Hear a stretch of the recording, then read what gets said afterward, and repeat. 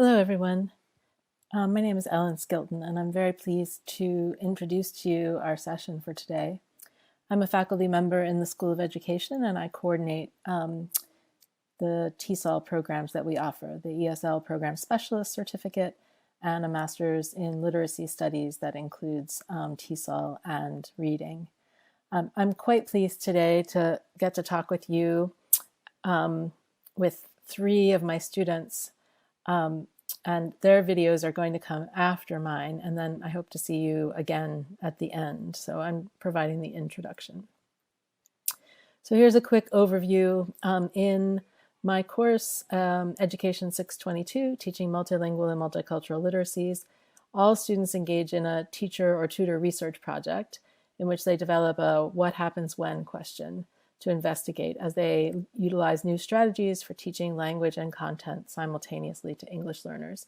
For those of you who are new to the field or haven't thought about working with English learners too much yet, most of the recent scholarship on pedagogies says that the best way to learn academic language is within the context of the content itself. So, teaching math and English simultaneously, teaching history and English simultaneously, and in the case of adult education, teaching about getting your driver's license alongside teaching English. In each case, what matters is that both the content and the language are meaningful and they're integrated.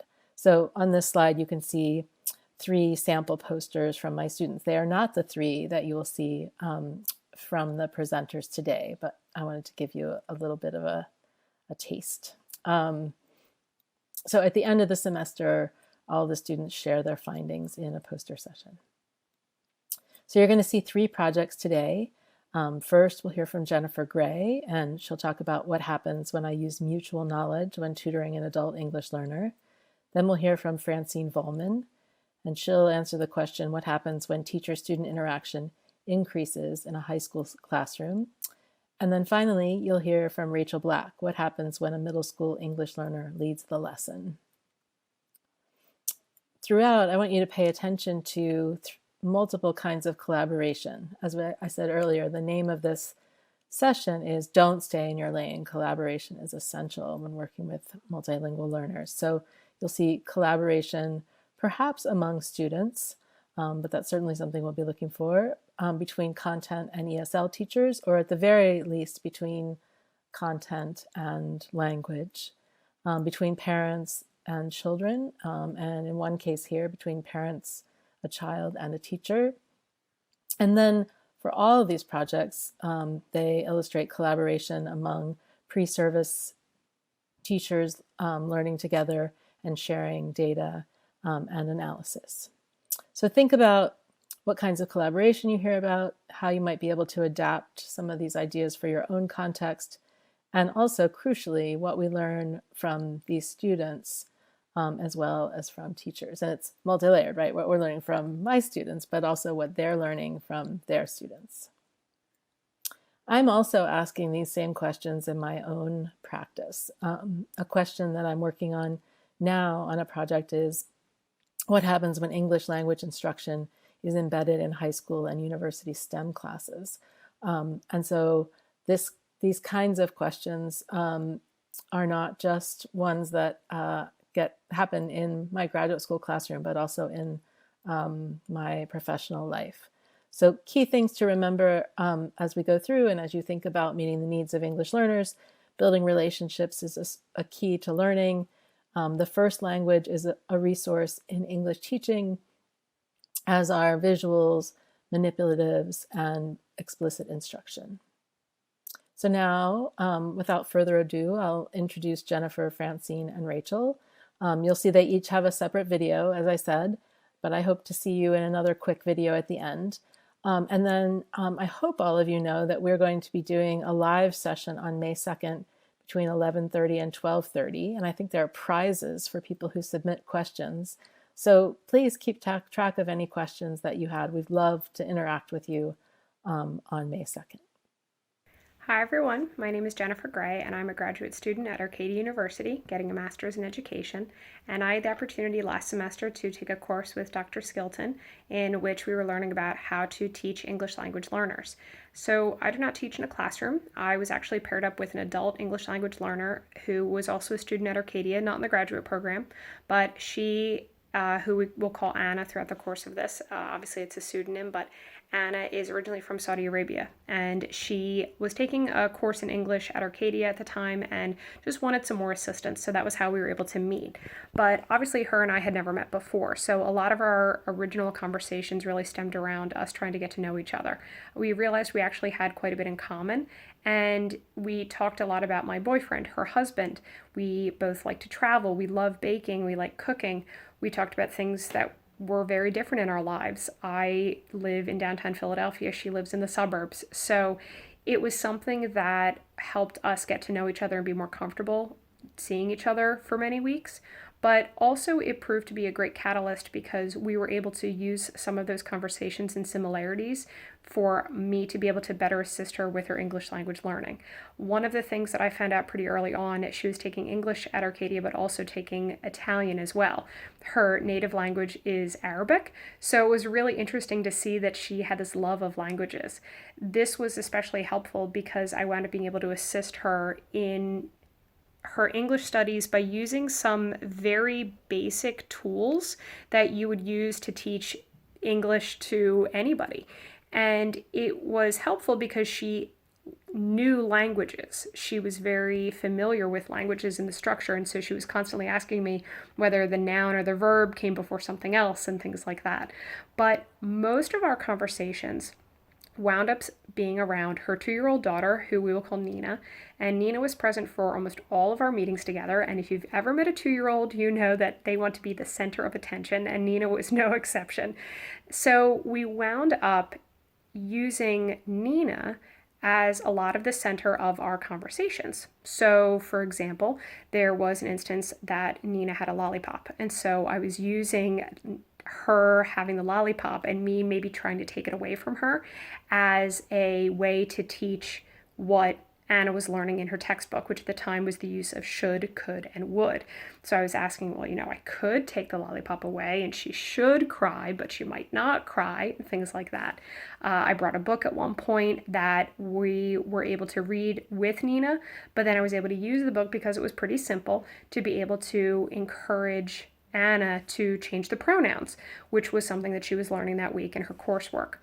But I genuinely was surprised. Anna's grasp of the English language was actually very, very good. And in attending a conference, throughout the course of that semester, I wound up going to a workshop that was about English learners in Saudi Arabia and how they do have English language instruction for most of their schooling, but it's all academic. In Saudi Arabia, English is the language of professionals, so it's used by doctors and lawyers and businessmen, but regular colloquial conversations are all still done in Arabic. So everyone learns English, but unless you're going into one of those fields, you're really not going to use it that much.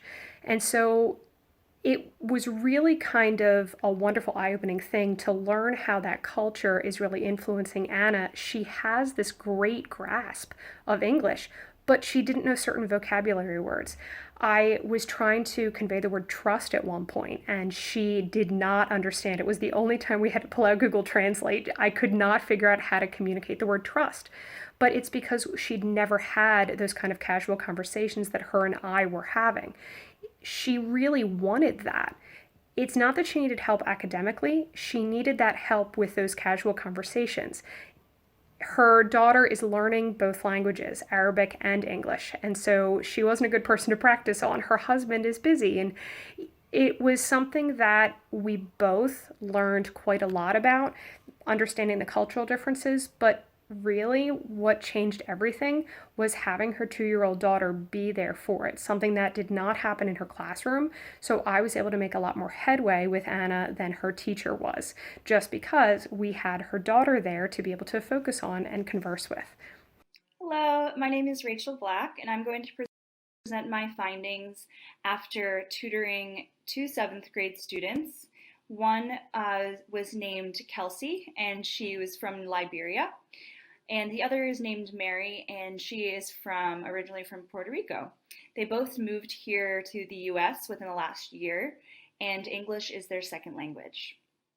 I was tutoring Kelsey in math, and I was tutoring Mary in Spanish and health.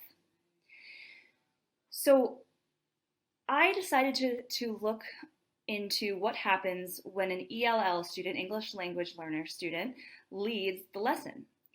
And I found that when an ESL student leads the lesson, the student learns more efficiently because they are in control of how, what, and when they learn. So you could compare this to the Olympic sport of curling. So letting the ELL lead the lesson is very much like a curling game. The granite rock represents the student, and the sweeping players are the instructors. So the target at the end of the sheet of ice is the goal of the student learning and understanding something new. In a curling game, this goal is for the granite stone to slide across the ice in as direct line as possible to reach the target at the end of the sheet and hopefully land in the middle. After the stone is pushed, its trajectory is influenced by the two sweepers. Sweeping can be done for a number of reasons. It makes the stone travel further by clearing debris, smoothing the ice, and decreasing friction for the stone. So I'm saying that the instructor is like the sweeper, and their role is to find where the friction is on the ice or where the friction in that student learning might be, and smooth it over. So fill in those gaps of knowledge so the ELL can travel where they need to go. The instructor should guide the ELL to the target by using the ELL's existing knowledge, interests, and native language within the lesson. So what I found was that the student will show you how they learn if you let them. This is opposed to trial and error, so trying a method of teaching, failing, and then trying something different. So Kelsey showed me that her learning style was largely independent. She wanted me to check on her work and show her where she made errors once she was finished working. And Mary, on the other hand, wanted to chit-chat, work together while completing her assignments very closely. My second finding is that the student will have buy-in. So as opposed to them waiting to be taught, they take part in their own learning. So for instance, I allowed Mary to pick what she wanted help with, rather than me telling her we're going to learn this today. This empowered her to take the steering wheel of the lesson and direct it where her tutoring session would end up.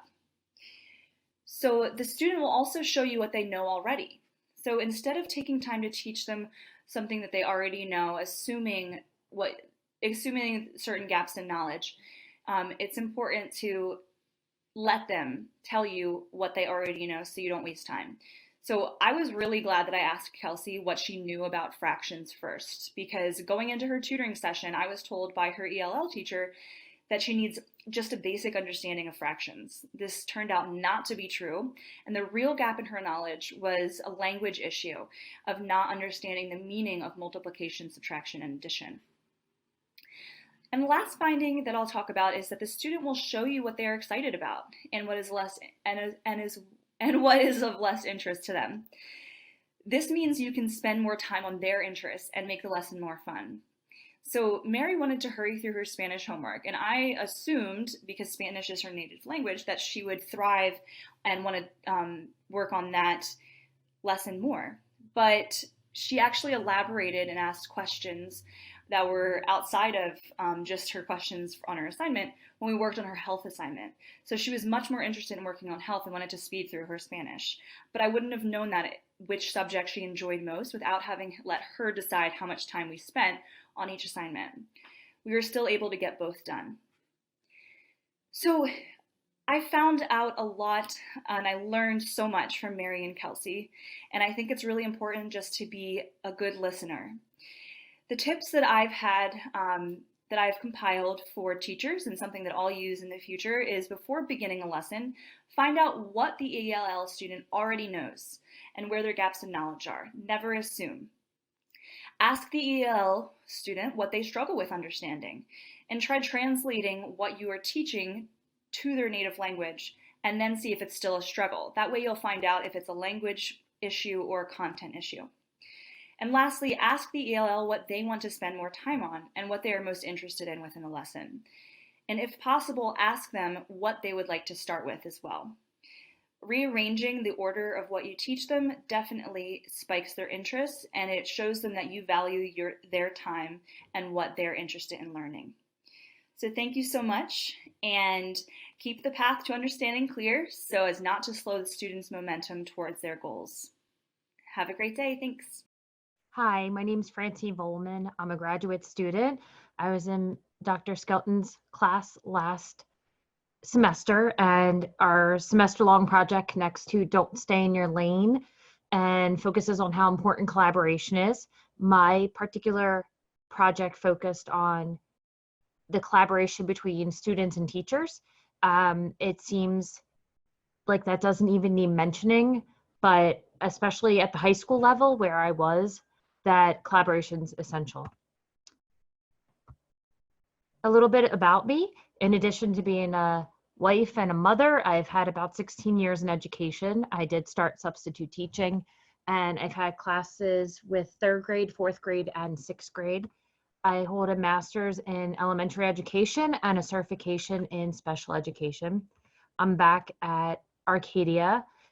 I want a certification to be a reading specialist, but I also want my ESL cert, and it is that last that's especially dear to my heart because this project is what led me to that ESL cert. A little bit about my students' backgrounds when I was doing this project is that they are in high school, ages 15 to 20. Their English language proficiency is very low, meaning some of the students could say hello, and that was about it. I once spent about 20 minutes trying to have one of the boys put his name on his paper because he did not understand what I was asking. Many of these students are very new to the United States, coming from Honduras, Mexico, El Salvador, and Guatemala. And when I say very new, when I started this project, there were 8 students in the room. When I left, there were 20. My host teacher was getting a new student every other day, and that's not an exaggeration. So to manage that was incredible. It was also extremely nerve-wracking at the same time, but that is the reality of that class. I wasn't sure how to offer any help, being as I speak no Spanish at all. And this was an entirely Spanish-speaking class, English language learners. So I decided to focus on the relationship piece. And I formed the question, what happens when teacher-student interaction increases? I developed this question by thinking about the rigor relevance relationship framework from Dr. Daggett. I remembered first learning about him when I first became a teacher. So basically, all of the learning that you're seeing on the screen right now can happen if it's not embraced by really good relationships. My data just climbed, and to see actual numbers growing was really incredible during this project.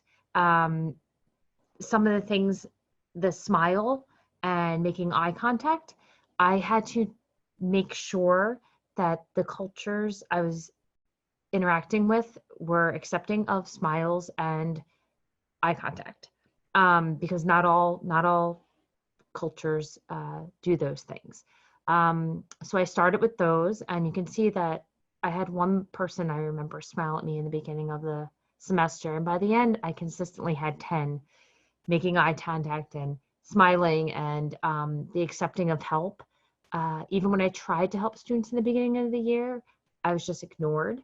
And at the end, about half the class would allow me to genuinely help them through assignments. My findings were that it's important for the teacher to initiate the contact, whether it be a smile, a nod. It has to be a sense of welcome and safety for the students. And I also discovered that collaboration between a teacher and a student plays a significant role in the student's ability to learn. And I have to say, my findings were not shocking, but it was really neat to prove it myself with actual data. Some advice I would give would be to position yourself so eye contact can actually happen, because the students were avoiding me at all costs in the beginning of the marking period. Smiling, finding a way to learn student names, go home, say them aloud, record yourself, hear it back, but use student names and use them the way they're intended. Discover common interest. Use this as an opportunity to take that common language, what we call BICS, and move them to a more academic language, the academic vocabulary. And number 5, never give up. It sounds ridiculous, but on the first day when I showed up, I wanted to leave. I have never been so uncomfortable, at least not in the last 20 years of my life. I felt useless, and I felt like the odd man out in terms of they all spoke Spanish and I did not. In the end, my not speaking Spanish really worked to my advantage. And if you want to know how and why that happened, you'll have to ask me questions on May 2nd. In conclusion, Dr. Skilton had said, building relationships is key to learning. Increased teacher-student interactions enhanced the relationship, which in turn allowed learning to happen. So my project fully supported Dr. Skilton's statement. Welcome back, everyone. This is Ellen Skilton again. I hope you've enjoyed these student presentations. I certainly did, even though I had heard them all before. I wanted to just draw your attention to a few things. One of the things that struck me most is how all of these projects, although they started off being projects about how to teach language and content at the same time to English learners, ended up really telling us a lot about the building of relationships between those of us who are teaching and those of us who are learning. And certainly the teachers are always learning also. I hope that comes through in these presentations also. And as I was thinking about it, I was thinking about it in terms of collaboration, like the really lovely collaboration that you see in all 3 of these presentations between the tutor or the teacher and the student, whether it's giving them control over the direction of the learning, finding out what their interests are. As Rachel said, finding out that the reason that a student is having trouble isn't the one that you originally thought, or as Francine discussed, figuring out that the relationships are the thing, right? That collaborating, having students see you as a collaborator is so important. And then as Jennifer talked about, just the way that having a 2-year-old in a tutoring session changes everything in terms of the kinds of collaboration that can happen, the kinds of real communication that happen that aren't just teacher-student anymore, but human to human. And maybe that's the thing that strikes me the most, maybe because of our current COVID-19 social restrictions, but just the humanity of it all, the ways that teaching and learning is always a human enterprise. And certainly language and content matter a lot, but our ability to connect with each other as human beings really, really makes the difference. Thanks for joining us online, and we hope to talk with you and engage more on May 2nd.